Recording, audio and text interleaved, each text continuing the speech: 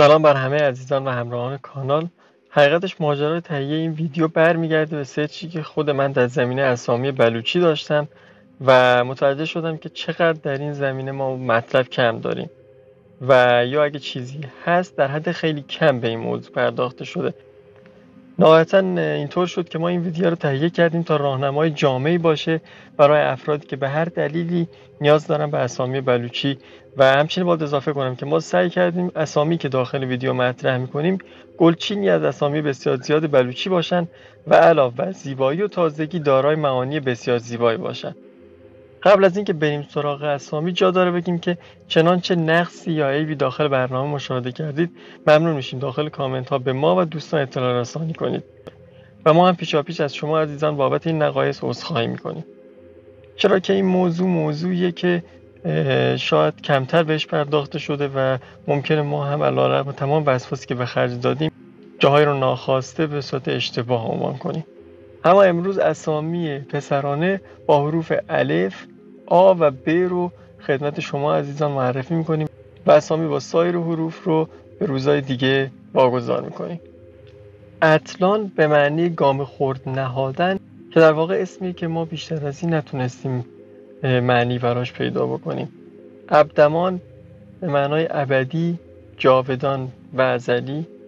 ارژنگ به معنای نقش و نگار. اسپندیار که یکی از شخصیت‌های معروف داخل شاهنامه هم هست، فرزند گشتاسپ شاه ایران و کتایون دختر قیصر روم به معنای آفریده مقدس. اشکش از شخصیت‌های شاهنامه، نام دلاور ایرانی و از فرماندهان سپاه کیخسرو پادشاه کیانی هاست که فرماندهی ارتش بلوچ‌ها رو بر عهده داشته به معنای خشم اژدها و بسیار درخشان. اشکام به معنای آرام و قرار، آرامش، امنیت و ایمنی. انبارک به معنای یکسانیت و برابری. انبشک به معنای همراه، رفیق، دوست و یار. اجام به معنای آرام، قرار، آرامش. اجگان به معنای خشن دروغگو، با صلابت و مورد اعتماد. ادار به معنای جدا کننده، تحلیلگر، دلیر، شجاع، نجیب و شریف. اریار یعنی یار جوانمرد. ازگار به معنای تمام و طولانی و کامل، موفق و ثروتمند و جاودان. این کلمه رو میتونیم در واقع ریشه و بنیان کلمه ازگارد بدونیم یا آزگارد که در واقع مطابق افسانه ها دنیاییه که در اون خداهایی مثل تور و اودین زندگی میکنن و میشه گفت که کلمه آزگارد که الان داره استفاده میشه از کلمه ازگار گرفته شده و ریشه‌ای مربوط به منطقه خود ما داره. اترار به معنای آرام و همچنین بی‌غم. ایشتم به معنای هوشمند، منطقی و باهوش. اردشام که در واقع در تاریخ پسر ارتاسس دوم و برادر تیگران اول از سلسله اشکانیان ارمنستانه. ایزبوک که در واقع در تاریخ به عنوان پادشاه سیستان در زمان اردشیر بابکان ساسانی ازش یاد شده و به معنای نشانه و اثری از آتش و آتشگیره. ایله اولین پادشاه مکران از دودمان مادهای بلوچه که در واقع ما در کلیپ‌های قبلی هم بهش اشاره کردیم. همچنین باید بگیم که در قرآن کریم هم لفظ ایله به طور صحیح نیومده، اما در برخی آیات به ماجراهای مربوط به اون اشاره‌هایی شده و معناهای همراه، یار و رام هم ازش ذکر شده. در کل این کلمه معنی‌های زیادی داره و در زبان‌ها و فرهنگ‌های زیادی به صورت‌های مختلفی معنی میشه، اما بیشتر در زبان بلوچی اولین پادشاه مکران از دودمان مادهای بلوچ بوده و به عنوان همراه و یار و رام ازش یاد میشه. استمان به معنای ملت، قوم و مردم. استین به معنای سپهر آیین. اشام به معنای خوراک و قوت و همچنین در جایی به عنوان بچگون هم ازش یاد شده. اشیر به معنای خوشحال و همچنین گفته میشه نام یکی از پسران حضرت یعقوب هم بوده. النج به معنای سبززار، مرغزار و چراگاه. النگ به معنای دیوار قلعه شهر و محافظ و نگهبان. الیان نام یکی از پهلوانان خورشیدشاه در داستان سمک عیاره و همچنین گفته میشه یکی از 7 در بهشت الهیه. باز شریک، رفیق، همتا و در آغوش گرفتن. انام آفریدگان، مخلوقات و جایزه. انگار به معنای تصور، پندار.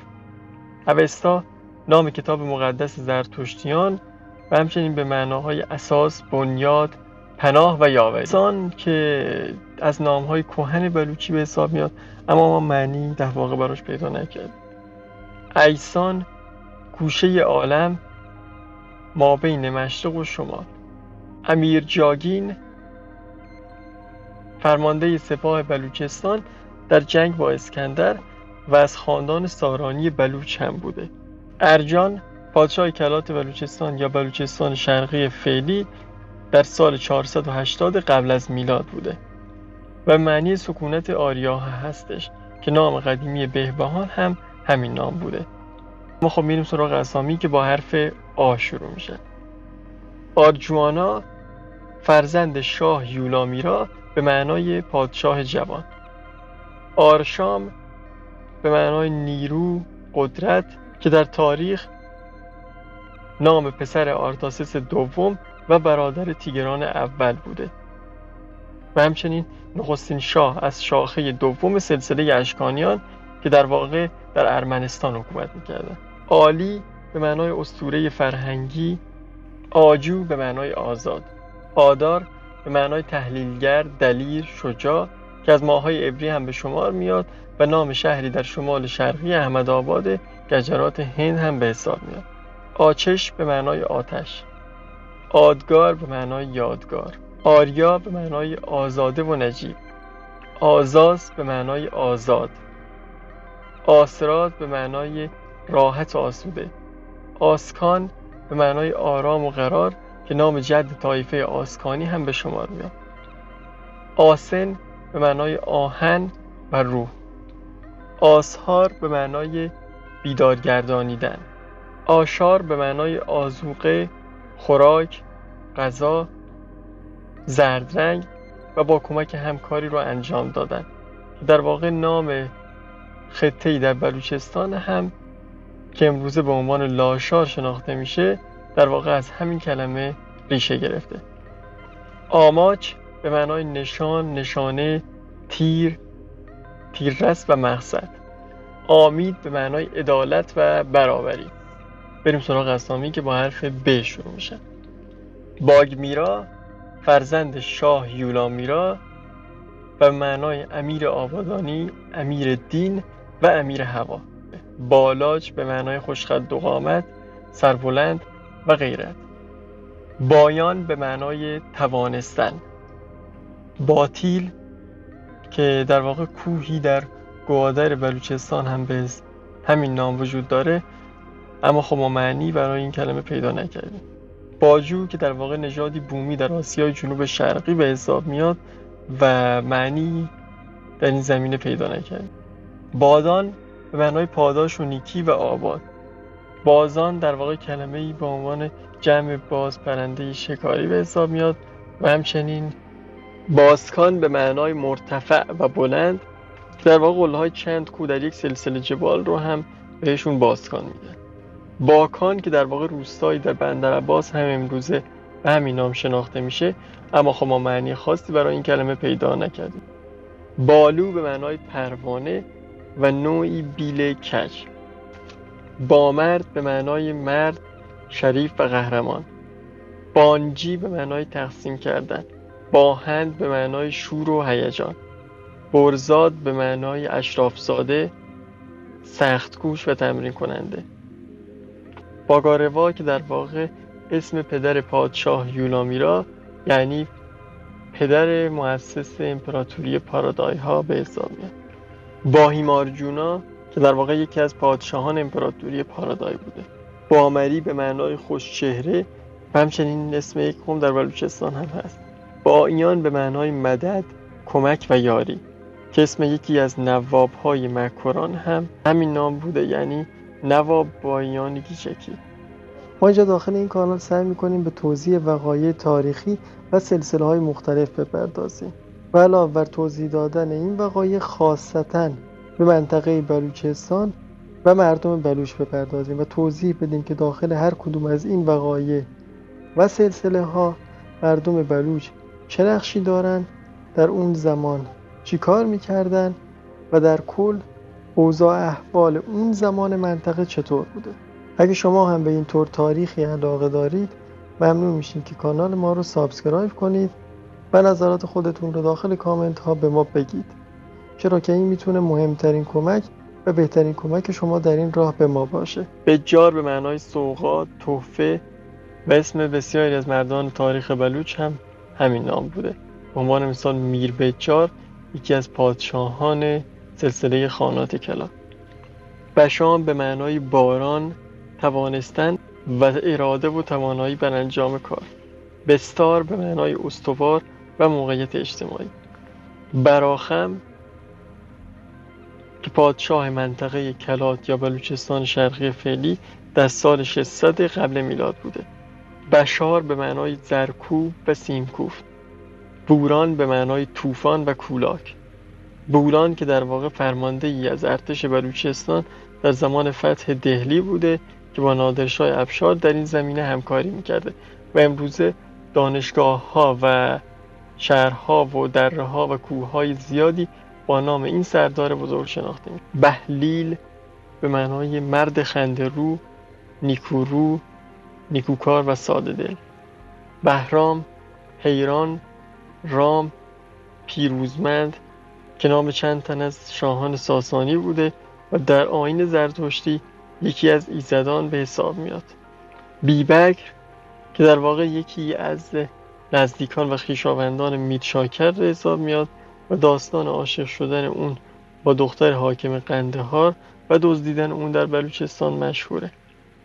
بودو به معنای هوشمند و خردمند. بوهیر به معنای عصر و نسب، اصیل، اشرافزاده، بزرگزاده که معادل نام مهنیا در فارسیه.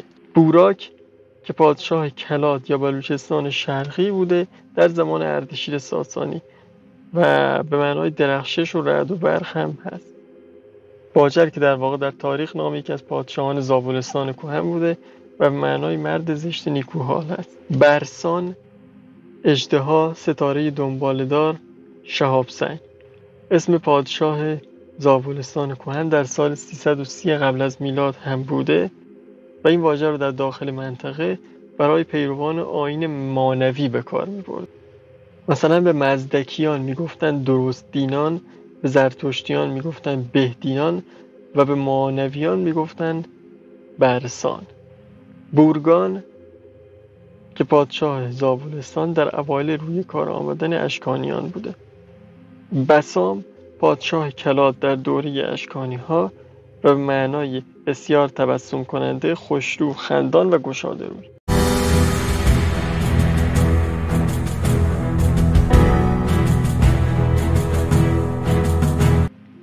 اما خب این ویدیو به پایان رسید و تشکر ویژه داریم از همه عزیزانی که تا اینجا ما رو همراهی کردن.